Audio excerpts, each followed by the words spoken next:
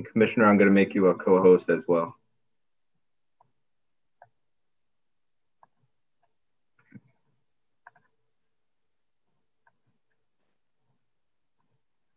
Okay. Well, good morning all, and welcome to the Legislature's Housing Committee informational session. We've invited our Commissioner, Selah Mosquera Bruno, to come and to share with us the, I don't know if I want to call it point 2.0 or I don't know, but a new version of our rent relief program and to allow our members of the committee to ask questions as we continue to support many of our landlords and tenants throughout the state of Connecticut. I also see that we have Dawn Parker, who is accompanying the commissioner, and will open up with a presentation. So Commissioner, the floor is yours. Thank you, Representative McGee, and thank you, Senator Lopes and distinguished guests. Thank you for having us and giving us the opportunity to give you an overview of not the 2.0 rent relief, but the UniteCT, the emergency rental assistance for Connecticut's economy. So we have, for the past 2 months, we have been working in collaboration with OPM, the Office of the Governor, and ESF 14. ESF 14 is the group of advocates and landlords and many other stakeholders that they have been helping us in shaping this new program. So with me is Dawn Parker, and she is going to go and give a presentation on the guidelines and how we are managing these resources, $235 million from the federal government to help our tenants and landlords. And as the name says, UniteCT is because we want to make sure that everybody works together, from landlords, tenants, utilities, and everybody in the community. So with that, I'm gonna have Dawn to go over her PowerPoint presentation, and then we can open it up for questions. Thank you, Commissioner. Good morning, everybody. Nice to see so many people on the call. Let me share my screen with us. Thank you for coming forward. Representative. Okay, so the UniteCT program, so that you have our email address and our phone number. The phone number is a toll-free phone number. Those are on the bottom of this screen. And I'm happy to send this presentation out afterwards with marketing material if that helps as well. So just keep that in mind. So UniteCT, this is focused on all of the households in Connecticut. It's a year this week that we've been doing this. So a lot of people have been financially affected by COVID-19. And this program will help people who are struggling with their rent and their electric bills to try to get them back on track. The point of having this program is to stabilize our rental market in Connecticut. Again, it's $235 million that's coming in for rent and utilities. The program will actually help households that earn up to 80% of HUD's area median income. So that's a really high number for a lot of different programs. So that's nice that it's inclusive of many, many people in Connecticut. And we did launch the program this week on Monday, the 15th, or yeah, Monday, the 15th. This is a mush of time. Sorry. Yeah, it's been this week. The funding there for the rental assistance, we have a $10,000 cap on the amount that any household can receive through this benefit. We will pay 85% of the last 6 months in arrearages and ask that the landlord forgives 15% of that arrearage and also drops any eviction proceedings so that people are on a clean slate from the date that their application came through. In addition, we can pay forward rent. We can approve up to 12 months subsidy total. So people who needed arrearages and forward rent, they could do a combination of both. Every 3 months in the forward, there's a recertification on the application, which it's just an update of information, really. In addition, for the forward paying rents, we do have a contribution by the tenant. It's based on income. So people who are extremely low income, which is under 30% of the area median income, they would not have a contribution. People who are 31 to 40% would contribute 10% of their income towards their rent. And then people who are 41 to 50% would contribute 20%. And then 51 to 60% would contribute 30%. Dawn, yes? It is to 80%. So we have, is the 51 to 80%. Oh no, I'm so sorry. I'm going to write a note. I need to fix that. Sorry, everybody. It's 80%, not 60%. That's too bad. I'm sorry that mistake was on there. The utility, so we will pay electric arrearages, and we will pay up to $1,500 in arrearages for electric. The funds for this program need to be committed by September of this year and dispersed by December of this year. So eligible households. It's any qualified household is somebody who has been unemployed and who could have incurred significant costs because of COVID. So anything related to COVID-19. So the date back in March of 2020, whatever's happened in their lives up to this point that has offset them to have the capacity to pay their rent and their utilities, or if they've been able to keep it together, but they really can't moving forward, those are the households we want to help. 80% of the HUD area median income or below is the group of people that we can help.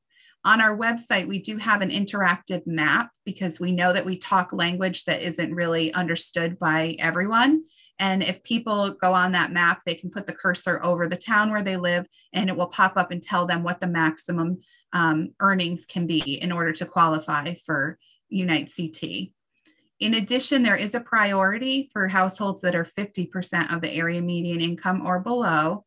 And this priority, along with any households that have people who are unemployed for more than 90 days, in the underwriting of the files, those files go to a high priority. So that's the way that we're showing that we're looking at those first, because obviously they're higher risk.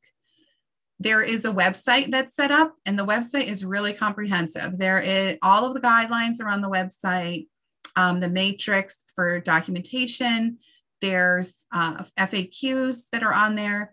There's also going to be videos of this week, we're learning about the little trouble spots that people are having. So we're addressing those. We're going to be having videos to help people to learn some of the things that are barriers to get over those. In addition, we purchased the software called Yardi.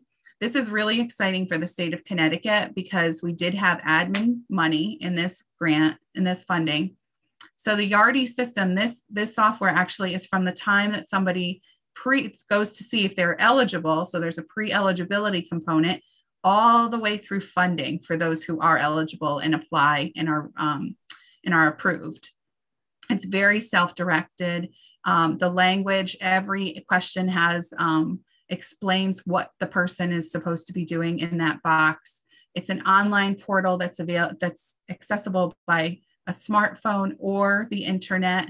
Both the tenant and the landlord play a role in this system. So the tenant completes their part of the application, and then the landlord completes their part of their application. And that information is merged together to be underwritten.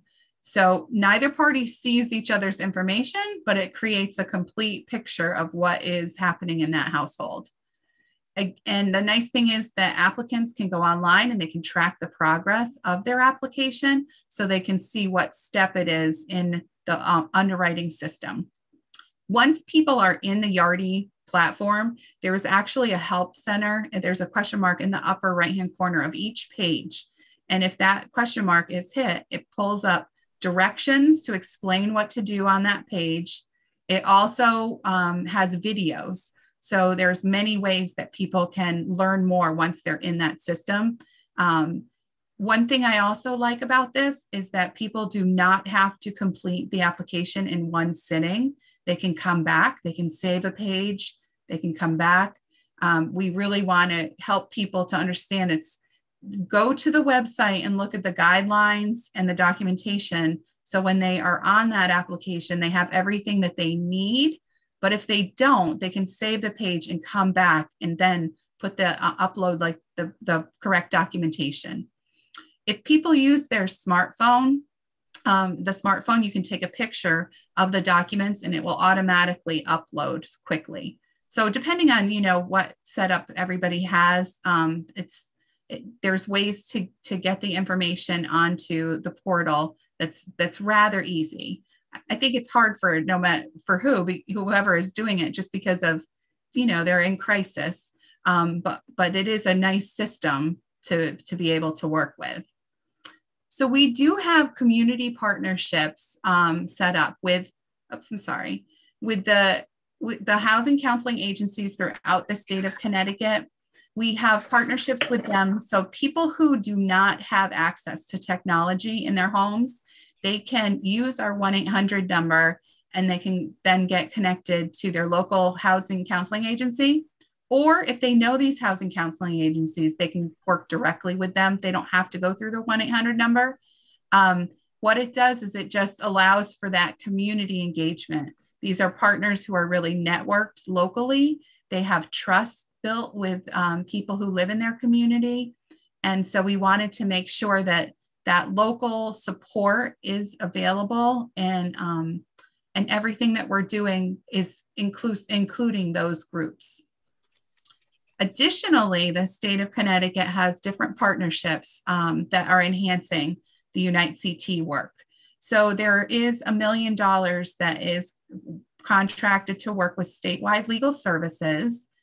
And statewide legal services it's all of the legal aid groups together. They are expanding the breadth of what they do for the state of Connecticut right now. And they're serving those households up to 80% of the area median income. They are also working on more diversion and prevention, work with the notice to quits, work with evictions, but really expanding kind of to be able to help a lot of people who may not have had the opportunity to work with them in the past. In addition, if people who need this support are not comfortable, they're immigrants and they're not comfortable working with our system, there is the organization SURI. SURI is being funded $4 million to continue work that they had started, providing rental assistance and wraparound services to immigrants in the state of Connecticut who would not be able to provide the documentation that's necessary for the UniteCT application. It's clear that there's a trust factor in a lot of this work, and SURI has a great track record. They worked with the state of Connecticut last year to do this rental program, and this is an expansion of the work that they already have been doing a really good job with. The workplace in Bridgeport is where our call center is. And what's really exciting, they're doing such an amazing job. The calls are coming in. They've trained 20 people. What's really nice is that the people who are working at the call center, they are people who were unemployed because of the COVID pandemic. So it's really nice to think about how this money impacts and influences so much more than just a rental or utility payment. It's really a collective impact that we're trying to establish. The UniteCT Tech Bus. This is also exciting because there are areas in the state of Connecticut that technology is a barrier. Groups, churches, municipalities, what action groups, whoever could ask us for the use of this technology bus, and we will bring it to them. The bus has 11 workstations, computers, and scanners. 3 people can go on the bus at a time because of COVID, but we have like the protocols and everything for safety. There's a sign up online that we can share with anybody who's interested and schedule that bus to come out to your local community and help those people who might have that barrier. In addition, it's really exciting because when we talk about community partners, it's really everyone in the state of Connecticut can have a positive impact on this program because it is available through the cell phone or the internet through a computer. Anybody, like a family, a friend, somebody from the church, someone from a school, the municipalities, libraries, anyone can help their neighbor who's in need through this system, so they can guide them. Now, marketing and media. So last week, we actually had engaged households that had applied to the TRAP. That was the last rental assistance program. It closed in December. So there were applications that had not been in that time period that had made it to December 31st. And so what we did is we sent out an email to all of those households that did not make it into that first session, or who were ineligible, or who were denied. And we emailed their landlords as well, so that they could have a chance to apply, because we knew that they were going to be higher risk if they had needed money back in December. So we wanted to get in front of them quickly, and we did. And there was a lot of response from that. So that was a good way to get to people quickly who we know were in more of a desperate need. The housing counseling agencies, in order to, really support their efforts locally, we have everything that we're doing. All of our marketing is co-branded with those agencies so that they keep that local flair and that trust component going. We have set up our Department of Housing Facebook and Instagram and Twitter accounts. We encourage everybody to like and to share and to invite their friends. As we know, social media is like the best way to quickly move information. And so we're trying to get the word out to as many people in the state of Connecticut that we can, so that they can look to see if this program fits what they need, and if their situation is something that works for this program. For the outreach and multimedia campaign, we have all of our marketing materials. We're committed to making sure that they're in Spanish and Portuguese. On the website, on the Department of Housing website, there is the translator. So there's a lot of languages that everything gets translated that's on the website. In addition, in the Yardi platform, there's probably 10 different languages right now, and that keeps on being built. We are working, one of our housing counseling agencies is also working a partnership right now with a larger group that does more translating and could help us if there's a unique situation that comes through, that they can help us with marketing, or if we need to translate anything for communicating with that household. We are working to be working with the minority newspapers and TV and radio stations in order to get the information out to those who speak other languages as well. So here's the website for UniteCT, and the 844 number, that is the workplace call center that I spoke about. And then we have the QR code for the applications as well. So everything is online. It's very comprehensive. I think that it depends on the level of support that people need, but the information is all there to see if this is a program that matches for people that and need help. Thank you, Dawn. You're welcome. Representative McGee, or anyone, if you have any questions. Yeah, I'll kind of kick off the Q&A. Well, first of all, thank you both for the presentation and all of the work that you all continue to do on behalf of the many residents and homeowners here in the state of Connecticut. I'm also very excited, and excuse the other computer in the background. I am on 2 different Zooms, so forgive me for the feedback in the background. But I'm also very excited to see that you all have incorporated a lot of the feedback from the TRAP program, and you've included that in this new version called the UniteCT. So a couple questions. With access, right? you talked a lot about access to these applications and making sure, as many people have access to this. Is there only one way to access the application, and that is by the QR codes or just going online? Can you kind of explain? Sure. Yeah. There's one entry point through the Yardi software portal. So everybody's coming the same way through that online system. When I talk about access for all, it's because even if you had like a child, like if you were a parent and you didn't have a computer, but your child did for school, you could use that computer to do the application. Or if your neighbor knew that you were in need, they could say, you know what, let's take some time and we'll do this application together online if you didn't have technology. So that it's technically one entry point through the Yardi portal. A tenant and a landlord create a unique password for their part of the application. Those two parts get merged together and underwritten as one. Okay. So it's, and then in addition to, we also have 11 housing counseling agencies that will open up their doors. So the call center, when you call and you ask, or just say, hey, I don't have a computer. How can I do this application? And they will ask you where do you live, and the organization that you can go to so that they can allow you to use the computer. That was going to be my next question. Yeah, we're adding more organizations to that list.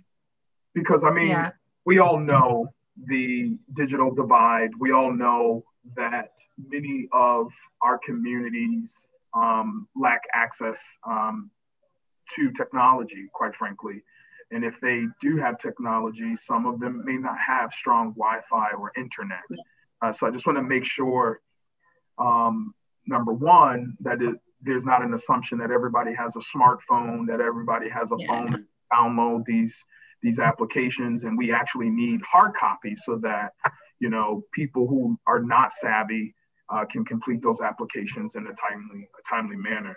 So, Representative, no hard copies. There's no hard copies. No, because so we still are with this pandemic, right? So we're trying to do as much as we can electronically, and then we are providing the opportunity to those that do not have access to a computer or to internet. Provided assistance at these. And then we ask for people to go and they call and they will have an opportunity to go to these places. But we also have to collect all this information, because we do have to report quarterly to Treasury. So we have a system where the system compiles all that information. Got it. The other question, and I'll make a comment first. We know that many of our landlords, homeowners who have rental properties were faced with many challenges trying to secure, the financial resources to handle their mortgage on behalf of their tenants. And within that process, if a tenant just opted out of, taking advantage of this resource, these dollars to help pay for their rent, many of our landlords are now faced with foreclosure. If their mortgage is not with a bank that we oversee here in the state of Connecticut, can landlords apply directly to this program on behalf of their tenants? Can you explain that? Sure. Yeah, I'm happy to. It's a very good question to ask. So because it's a two-part, the tenant is providing different information, right? That gets underwritten. The proof of their income. It's their story. It's their personal secured story. The landlord's piece of it is more about the ownership of it, their personal story. So all of that has to be merged together. Neither party can do it on behalf of the other, because it's directed back to their piece of the puzzle. So that comes back to the conversation that the commissioner mentioned about us needing to satisfy an audit from the Treasury and make sure that we are it's the same way, the tenant and landlord both have to cooperate in order for this to work. And that's where the UniteCT really does come. It's a compromise on a lot of different parties to make this successful. But yeah, I hear what you're saying, but this program is for the housing stability. And so that part of the agreement between the landlord and tenant becomes incredibly important, so that we're changing what's happening here for those households. We're making sure that housing is stable, and we're trying to fill some of the gap that the landlord has had to absorb during this time. So hopefully that helps understand. Yeah, slightly, but I'm sure my colleagues may have some follow-up questions. Just the last two, just getting back to the application. I actually went through the application, and the translator is not that cool. So maybe if we can kind of just take a look at the translation or the translator, just kind of help folks out. Then my last question is, do you have to have an account with 211 in order to trigger an application, or can, Jane Doe, who's in a really challenging situation, can she apply, regardless as to whether or not she's been in 211 or not? Like, how does that work? It has nothing to do with 211. That the portal's available through the internet. I mean, you access it like we have it on our website. You know what I mean? The portal's on the Department of Housing UniteCT website. That's what I mean. It can be accessed from anywhere. There's no precursor. I just pulled it up by the QR code, so it came up. Literally, I just did it. That's good. There you go. There is access. So I think that one thing I wanted to just touch on is about the access and what the commissioner was saying about the housing counseling agencies. We actually are creating an interactive map for the state of Connecticut. And we have talked to hospitals, the boards of education, libraries, all municipalities, all those typical people who have open hours in their local communities. And that interactive map will continue to get populated with those places that give us their hours to say, people can come in here from 9 to 5. You know what I mean? The town social workers, like all of that type of thing. So one way that we're trying to help people to look at this program is that it's a tool in the toolbox. So there's money to do work that's already been being done in the community. And so that those networks of people who are already the helpers for Connecticut, like that's an advantage for them. Now they have something to work with. So if anybody has locations for that map, we do want to know, because the more that people have available close to their homes, the better they're going to feel. Yeah. All right. So I'll share the wealth with the rest of my colleagues who might have questions. So I'll come back around should I have any other questions. Any questions on the floor? Senator Lopes. Yeah. Hello. Thank you very much. This has happened Monday, and I've already had. I sent out a blast with the link to a bunch of people, and already received a lot of responses. One, I believe I already referred to your office. So to be clear, you already answered this. We just want to be clear. You really need the landlord and the tenant to both apply, to both be part of the application process for this to work. I think the one I referred to your office was a tenant who just tried to apply, and she said she was denied. So hopefully that'll clarify there. The other, I've walked the landlord through the process already. They're on the uploads for the ID, W-9, and these types of information. A photo did not work off the smartphone. It was kicked back out, and so you can't just take a photo.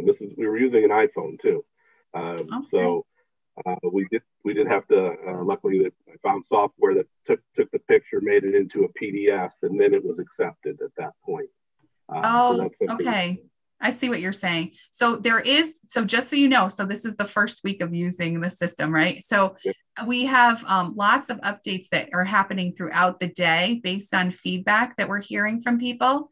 And so anytime that there's something like that happens, if people can take a screenshot and then email it to our DOH-UniteCT@ct.gov, tech support, we want to work on those things, you know, and there's some common threads that we have fixed in the, you know, the last 2 days, or really it was like the first 2 days that there were like quirky things that we worked out, but we're always looking to improve and make it easier as well. So I think that the system, we want to recognize that there's a ramp up for new software and that type of thing, right? So we'll work on that. Thank you for sharing and giving that feedback. We don't want people to be frustrated. I think it's also really important that people are guided to look to see if they are qualified for this money. So there's a pre-eligibility screen that needs to be completed, and the guidelines for the program are published on the website. So when people are denied, it could totally be an error, and we have to look at that and figure that out. But we need to make sure people are eligible for this program as well and set the expectation. This tenant was low income, single mother. Definitely income was impacted by COVID. And so we're trying to figure out why she got rejected.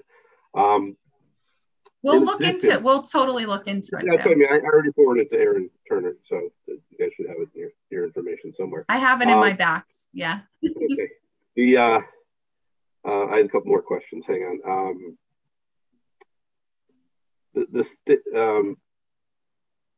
In most cases, you're going to have the landlord doing most of the work, filling out this application, and then working with the tenant to get the additional information. They're inviting them to the system. Explain that more. Either party invites whoever starts the application, the tenant or the landlord. They complete their section of the application. Then they send an email to the opposite party and say, I did my part, go ahead, get in and do your part.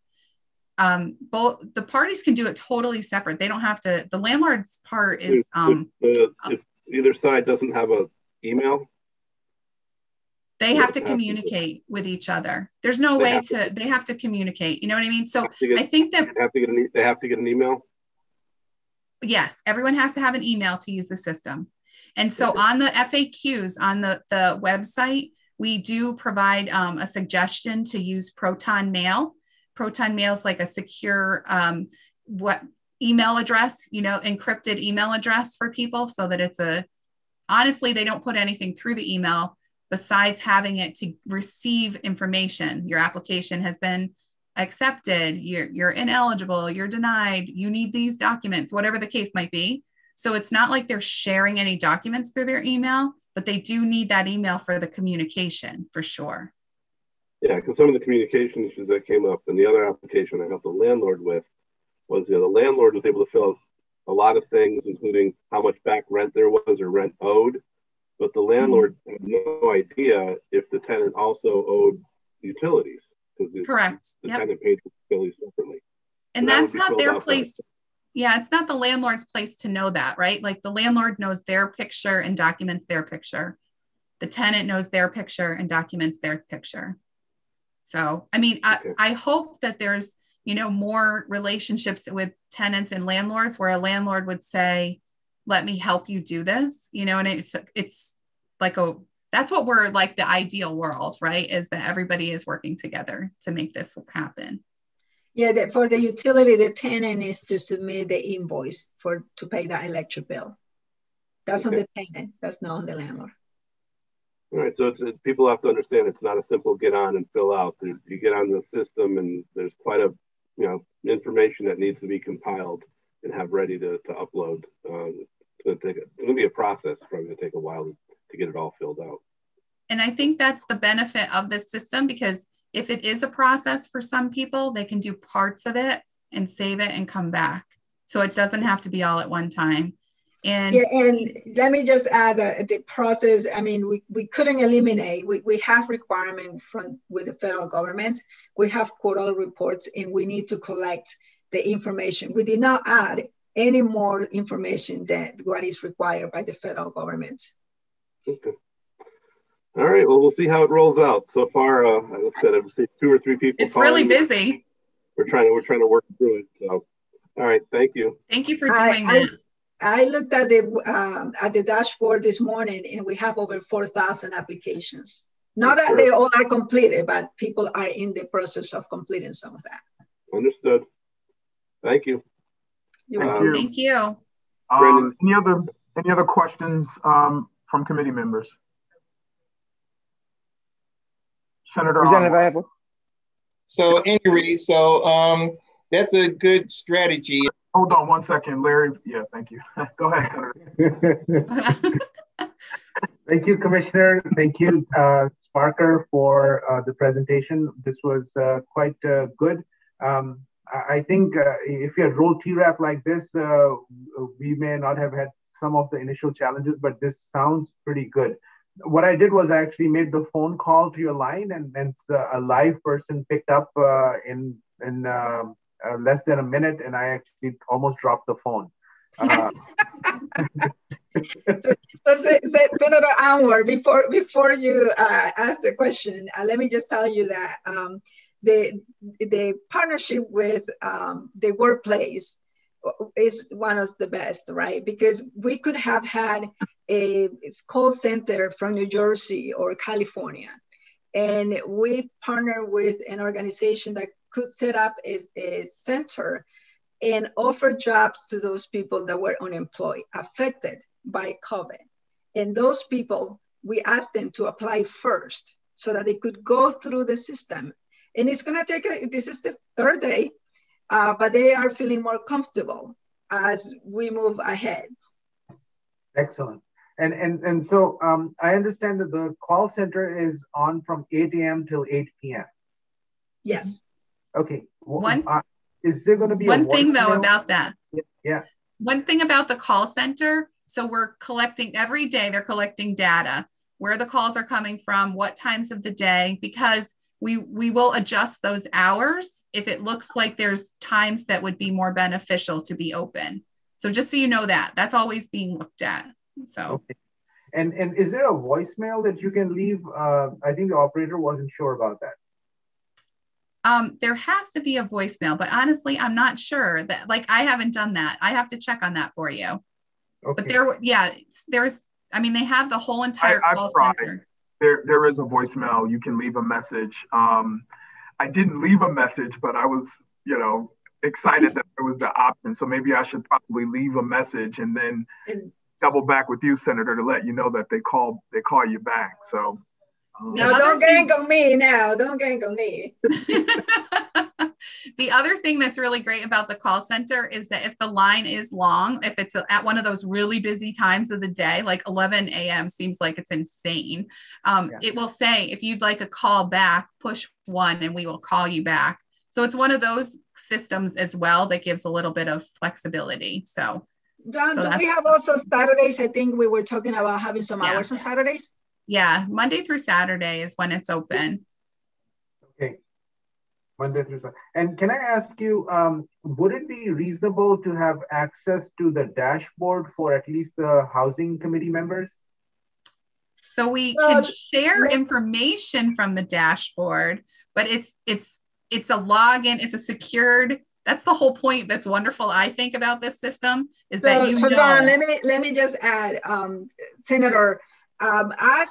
Give us another week or so. We're working through some, just making sure that the system works. Not that I'm gonna give you access to the website portal because there is a lot of information, but we could take a snapshot of a dashboard. And that's our intention actually, is to put it on our website so that people knows what we're doing.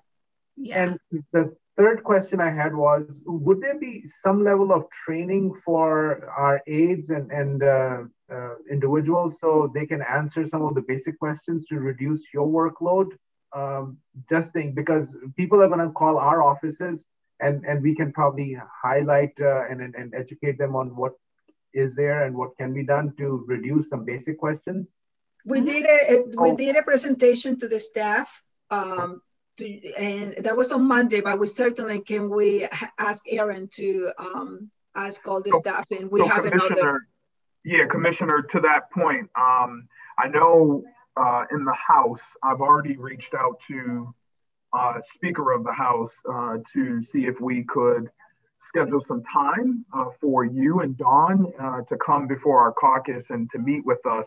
I suspect the same would be on the Senate side, just to give us some space and time, should they not be able to attend, informationals like this, to allow you to come in and give the same presentation so that, we can ask those questions and be prepared to respond correctly to many of our constituents as they are calling in. If any of the folks on this call are like my folks from my district, they're calling in and they're asking a lot of questions. Yep. So I'm really appreciative of this space and time to ask questions. And we do have on the website Q&As that because of questions that we're getting, we're answering those. So those are accessible in our website. The other thing that I just thought of, like when we're talking, what we can do, because we're going to do video trainings. This is all happening like quickly. So our plan, right, is to do video trainings and have those up on our website.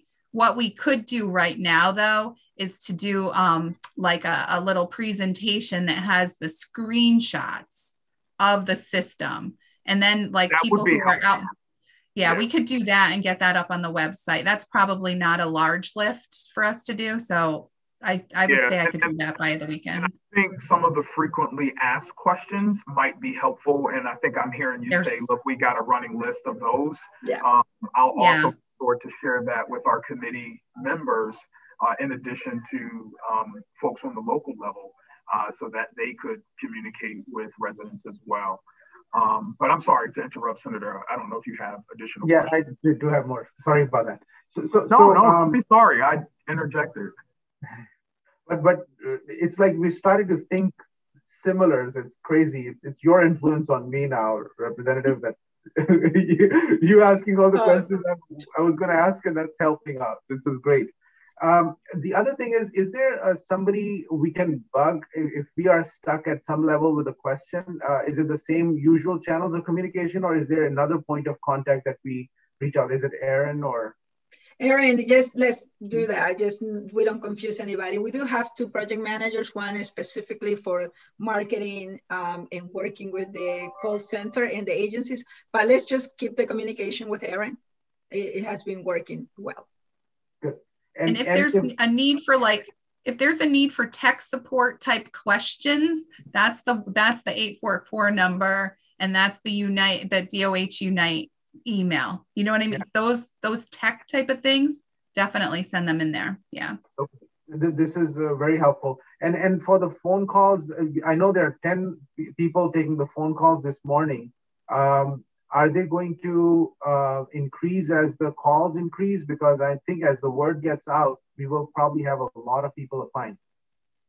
So everything we're doing, the call center, the engagement with the housing counseling agencies at the front door, the underwriting partners, all of that is subject to change. We're evaluating everything and collecting data, and we're going to respond as we learn what we need at what times. Yeah. So it's a moving target. So Senator, this is a unique program, right? We created this. This is the first one. I think probably we are third on state, countrywide, nationwide, the program that has going out. The program is new. The software is new. So we know that it's not gonna be perfect the first week that we are on the street, but we needed to start. And as we go and move on, we are gonna be making changes. We are gonna look at the needs. We're gonna look at how can we improve, and it's every day. And the nice thing about the software is that we do get information so that we can analyze. And with the call center, we're doing the same thing. We have at the beginning 20 people, and if we need to increase it, they will increase it. So they're monitoring that as we speak. And my last comment is that, if somebody gets bad news that they have a cancer or they're dying, and then how it impacts them completely and they're just destroyed. In the same way, when somebody is close to losing their house, they pretty much have the same level of anxiety and pain and fear that they're going through. And that's because I've interacted with groups of people and I see the same level of intensity. You guys are giving hope and saving those homes. And the work that you're doing, I cannot thank you enough, because this is really truly helping save lives. Thank you so much. Thank you, Senator. Thank you. Thank you, Senator. Senator Cigarella. Thank you very much, Representative McGee, and thank you, Commissioner, and everybody else for putting on today's Zoom meeting. Very informational and very helpful. I'm sure it's going to help a lot of constituents. I just had a quick question. I do know some, I don't want to just say it's elderly people, have some challenges with computers, and not only computers, but emails, and they don't have emails. I know I have to help my father sometimes with some technology. Does the email have to be specific to the landlord or tenant? Could it be a family member helping them facilitate the application? So yes. you could do that as long as it's the same line of, you can't crisscross around. So when it's audited, we need to track it back to where it came from. So like in the situation of a parent, that's a great situation to think about. You can assist in any way that you normally do, right? So if your parents had to get signed up on VAMS for their vaccination, and whatever process you went through, you set up an email for that. You know how it had to be a unique email? That's the same kind of a thing. But yeah, you can assist for sure. That's what's nice. So the question is, Senator, the question is, yes, you can use your email, because let me tell you, I'm terrible with technology. So, but I was helping my mom that does not use technology for her vaccine. I had to use one. I had two personal emails. I used one of my personal emails to sign her up, because I will have to receive the email to help her out with the questions. It's the same thing. If a person has an email in that, it's going to use that email just for that purpose. Because if you also want to apply, then you're going to have a different email. So, but yes, email. Yeah. So you can't use the same email for that same process, but for two people, yeah. Email. Excellent. Thank you so much. Thank you. You're welcome. You're welcome. Thank you, Senator. Any other questions from committee members? Representative Butler, you have the floor. Thank you, Mr. Chairman. And thank you, Commissioner, for coming to share with us. Hey, Representative Butler, nice to see you. Yes, it's been a long time. You're looking good. Thank you. You too, especially on that picture of Waterbury. Yeah. And thank you too, Dawn, for sharing the information. I just had a couple of questions around some of the nonprofit agencies that have been working with you on initiatives like rapid rehousing and the sort. Is all this this new program, this UniteCT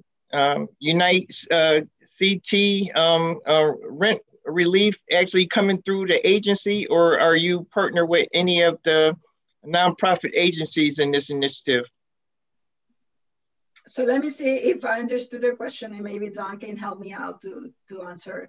So the software has the application enter points, and then we have housing counseling agencies helping to do the underwriting of the applications, but the software issue the checks. So no organization received funding to write the checks to the landlords. The system will issue the checks or direct deposit to the landlords directly. Is that the question, or did I miss it? Well, thanks for the explanation. I wanted to know, is this being channeled and directly and solely handled by the Department of Housing, or is there, is your partners in that helping initiatives like rapid rehousing a part of this initiative, or is this strictly coming through the Department of Housing?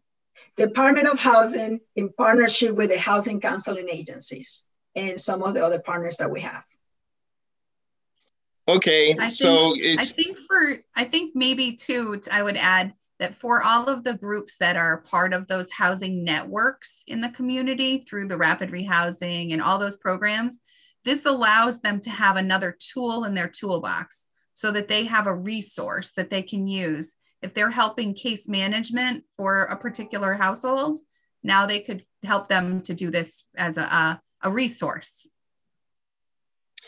Great, and see, that's what I wanted to hear, because it's, as people, you know, actually call our agencies here, and they call in my office, or they call me directly about these issues. I just wanted to make sure that I knew where to direct them, especially if they were already dealing and had interactions with one of these agencies, just to have them to, go ahead. If they have an established relationship, encourage that this is a tool for them that they could get assistance with.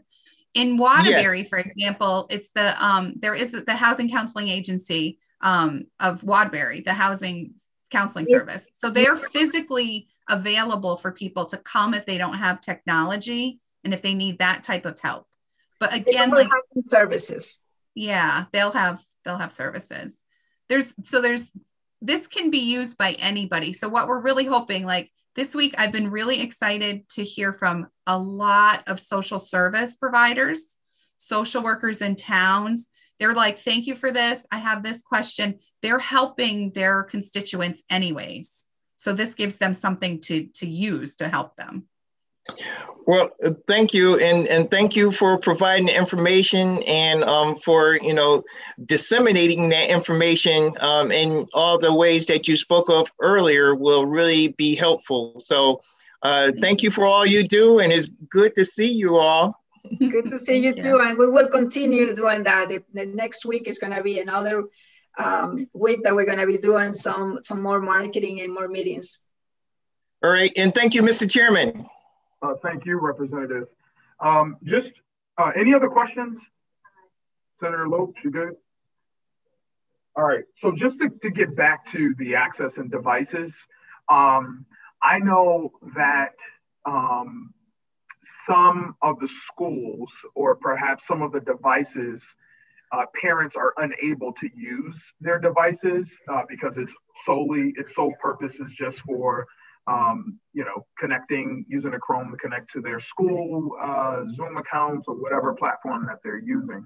So again, if I'm hearing you correctly, if a parent doesn't have a laptop or smartphone, they can go to one of the local agencies that have partnered with DOH, get that assistance to complete that application. Like using their computer, they can. Okay. They can, and we're talking with the boards of education statewide to let them know that this program is here. So good. I would also advise, I mean, if I was a parent in that situation, I'd probably call the social worker at my kid's school and ask if they can help me with that. Social workers. Or a guidance counselor, or like the admin, the person who answers the phone. Somebody at the school. I wish someone at the, you know, maybe even the teacher, like somebody at that level, and just say, hey, listen, this is what's going on. Can I use the computer for this? You know, something like that. So, cool. And then my last question, of the $235 million that's been allocated, you know, from the federal government, how many people do you anticipate being helped by these funds? So we are projecting that between 25 to 30,000 households. That's amazing. That's all I have. I mean, I have more, but you know, we could talk offline to just talk through some of the technical side of things. And however, myself and I'm sure my colleagues on this call can be helpful. Please, by all means. Rep. Johnson, did you have a question? Yeah, just quickly, I just wanted to thank you so much, Mr. Chair. I just want to thank you for your good work and for bringing this to our attention. And also, I have a radio show, and I'd love to be able to get this information out on my radio show Fridays at 5 o'clock. So I can, if you give me a number, then I'll be glad to have you. And you don't have to come to Willimantic. You can just, you know, go on the air. I call in, and then you can tell us all about this. And I think it would be a wonderful radio show. So I especially here because we have so many people who have really suffering. So I want to make sure that people know about this and that you get on the air to do this. Thank you so much for your work and I'd love to get this communicated out to the public here. Thank you, Representative, and Aaron will follow up to make sure that Dawn goes on the show. Yeah, thank you. Thank you. Thank you. I think that was a solid hour of getting the presentation. And so I'll just throw it back to you, Commissioner, for final remarks. But before you do, Senator, do you have any closing remarks before we close out? I'm good. Sweet. Commissioner? Thank you. Thank you very much for allowing us to come and give you an overview.